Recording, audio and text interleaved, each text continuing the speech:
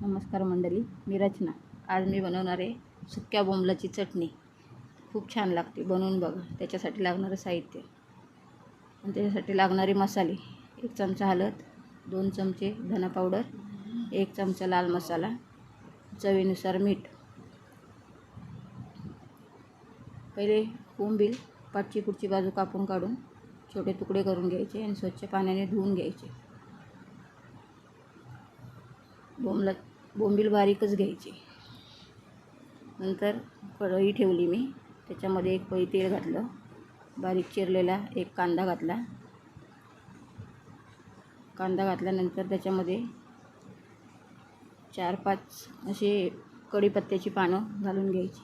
कांदा घातल्यावर घातली, मग ती अंगावर उडत नाहीत, म्हणून कांदा घातल्यावरती घालायची.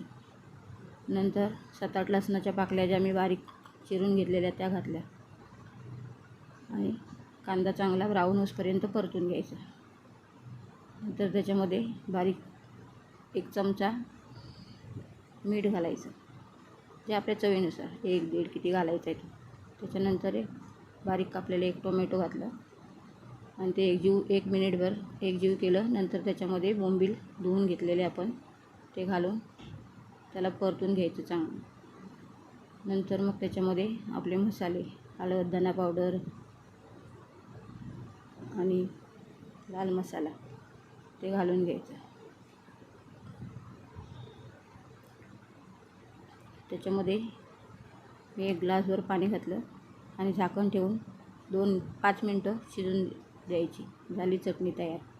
बनवून बघा, झटपट बनणारी आणि चविष्ट अशी लागणारी सुक्या बोंबलाची चटणी. व्हिडिओ आवडल्यास लाईक, शेअर, सबस्क्राईब करा. धन्यवाद.